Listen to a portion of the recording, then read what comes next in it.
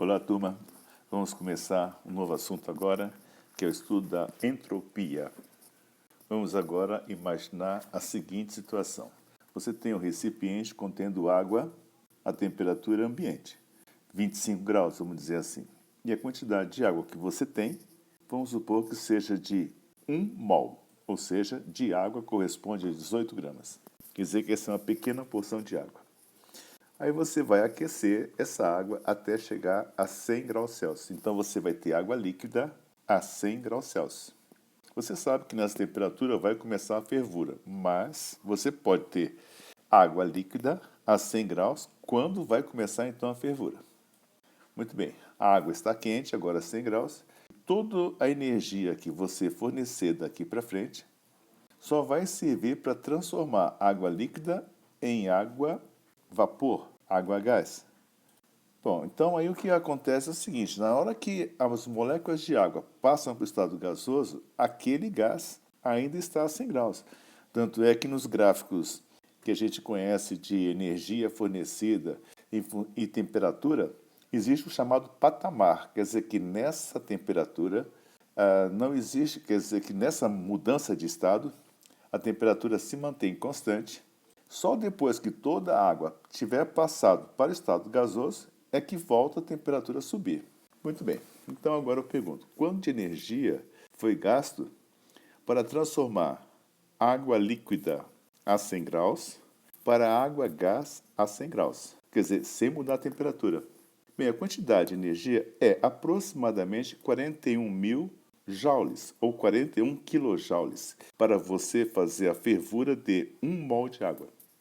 Então, todo esse calor que foi fornecido foi usado para transformar água líquida em água gás em temperatura constante. Bem, então vamos fazer um cálculo agora, que é o seguinte, quanto de energia foi fornecido por unidade de temperatura em Kelvin? Vamos sempre trabalhar a temperatura na escala Kelvin. Bem, 100 graus Celsius corresponde a 373 Kelvin. A quantidade de calor fornecida foi de 41 mil joules. Então, 41 mil joules dividido por 373 kelvins. Você vai fazer essa conta, ela vai dar aproximadamente 110 joules. Então, isso aqui quer dizer o seguinte, quer dizer que eu forneci 110 joules por Kelvin para 1 mol de água. Então, quer dizer que essa relação, esse número, que é a quantidade de energia fornecida por unidade de temperatura, se chama entropia, ou melhor, variação de entropia.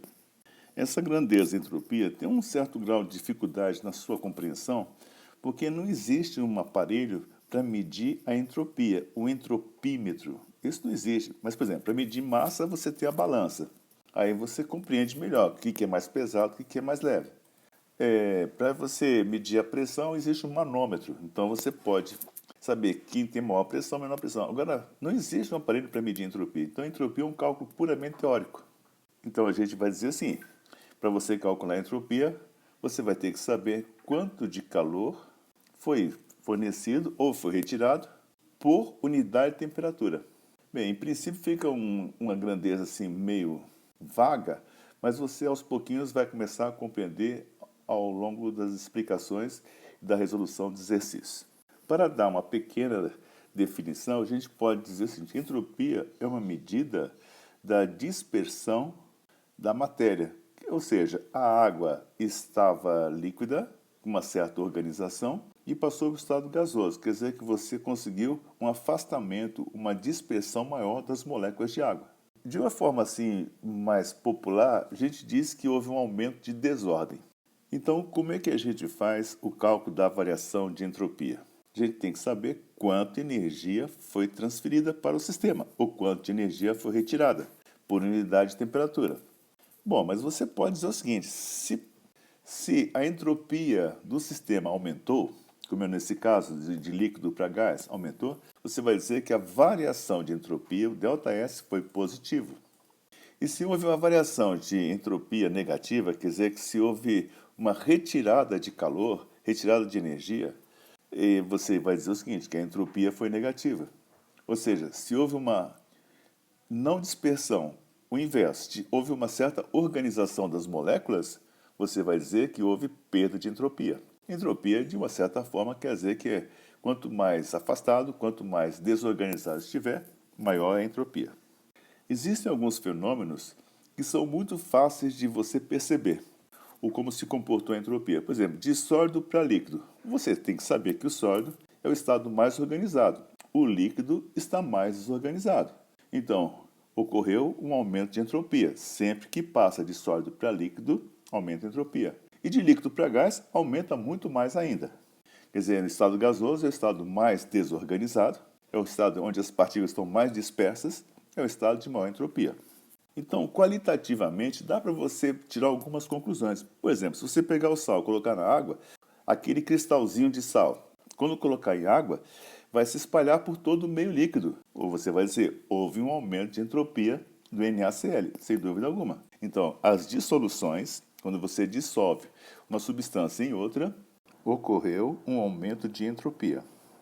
Numa reação química, numa reação química, vamos pegar um exemplo bastante conhecido, que é o caso da amônia se decompondo em nitrogênio e hidrogênio. Bem, se você olhar para os coeficientes, você vai notar que duas moléculas de amônia, 2NH3, dá origem a uma molécula de N2 e 3 de H2. No total, o número de moléculas saiu de 2 para 4. Quer dizer que houve uma dispersão da matéria. Então você tem mais partículas soltas agora. Então você vai dizer que houve aumento de entropia. Toda vez que aumenta o número de moléculas baseado nos coeficientes, você diz que aquela reação teve um aumento de entropia. Desde que todos estejam no mesmo estado físico, porque a mesma substância de sólido para líquido aumentou a entropia. Tá? Quando mudar a substância, quando houver uma reação química, você deve considerar todas as substâncias no mesmo estado físico para poder tirar alguma conclusão. Considere agora um novo caso, que seria assim, de dois gases estão dentro de um recipiente, mas estão separados por uma parede. Então, existem os dois gases separados. Aí você retira a parede. Então, um gás que se encontra num compartimento, agora vai ocupar o espaço inteiro. Então, para esse gás, houve um aumento de entropia.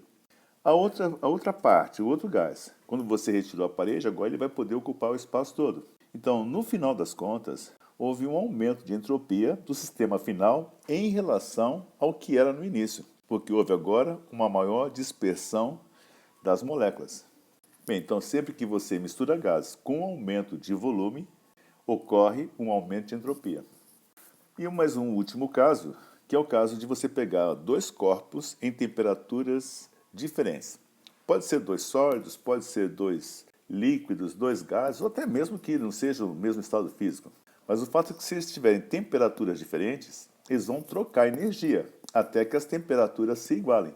Bem, sempre que isso ocorre, quando você junta um corpo quente com um corpo frio, o corpo final, que vai ser um corpo, vamos dizer assim, chamado de morno, vai ter uma entropia maior, o sistema vai ter entropia maior, do que quando estavam separados, cada um na sua temperatura. Bem, agora você deve conhecer o que se chama de terceiro princípio da termodinâmica.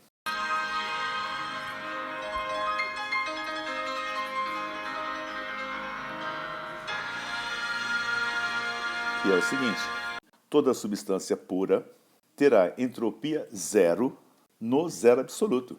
Então, isso tem uma implicação interessante na resolução dos próximos exercícios. Por quê? Se a temperatura for zero absoluto, quer dizer que a entropia da substância vai ser zero.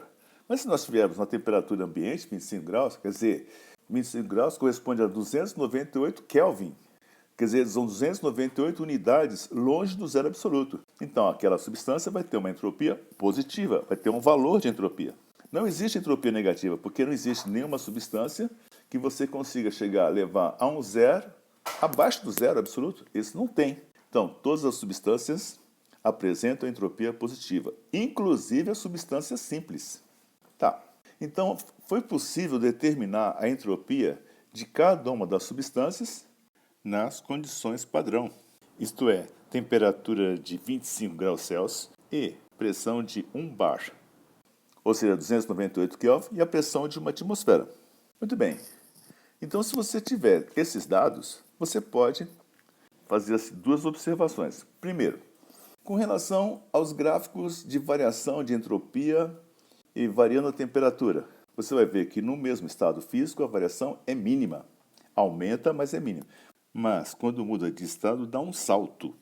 Então vai para um novo patamar. Aí você tem a substância, por exemplo, saiu do sólido para o líquido. O líquido tem uma entropia maior. Mas durante o aumento da temperatura, o líquido aumenta muito pouco, até passar para um novo estado. Aí, quando vai para o estado gasoso, vai para um novo patamar. Muito bem, então o gás tem mais entropia do que o líquido, mas se você continuar aumentando a temperatura do gás, o aumento também é pequeno, que normalmente é considerado constante. Então a grande variação de entropia ocorre na mudança de estado. No mesmo estado físico, de uma maneira grosseira, é considerado constante. Bem, como eu já falei, as substâncias, todas elas apresentam uma certa entropia. Então você pode calcular numa reação química, onde há variação de moléculas, variação de substâncias, quanto que vale o ΔS da reação. Você vai fazer da mesma maneira que fazia para o ΔH, variação de entalpia. Você vai consultar uma tabela de entropia e vai fazer o cálculo do ΔS, entropia dos produtos menos entropia dos reagentes. Vamos ver então um exemplo.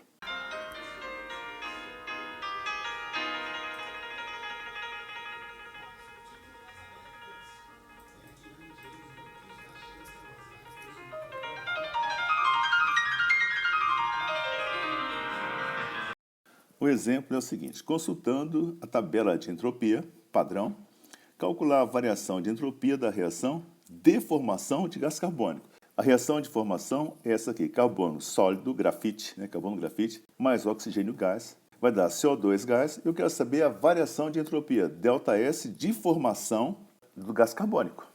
Então você vai consultar a tabela e você vai colocar debaixo de cada substância qual é a sua entropia. Então, o carbono grafite, 5,7 Joule por Kelvin por mol. O2, 205 Joule por Kelvin por mol. E do CO2 é 213,6 Joule por Kelvin por mol. Somam-se as entropias do lado dos reagentes, dá 210,7. E somam-se as entropias do lado dos produtos, mas só tem CO2, então vai dar 213,6 mesmo. ΔS, nas condições padrão, ΔS0 vai ser igual à entropia padrão dos produtos menos a entropia padrão dos reagentes. Então, a ΔS0 vai ser igual a S0 dos produtos menos S0 dos reagentes. Faz a conta, ΔS vai ser igual a mais 2,9 Joule por Kelvin. Deu positivo. Deu positivo quer dizer que a entropia aumentou. Para terminar essa aula, vamos fazer um apanhado do que foi conversado até agora.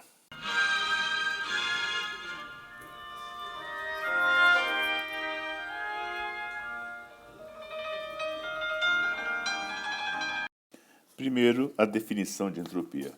Então, o que eu queria que vocês memorizassem nesse momento é que a entropia é uma medida da dispersão da matéria e da energia. Bom, de uma maneira geral, você pode dizer que a entropia mede a desordem ocorrida no sistema. Como fórmula, você deve conhecer a seguinte fórmula: entropia S é calor sobre temperatura. Ou melhor, a variação de entropia é igual a um ΔQ sobre T.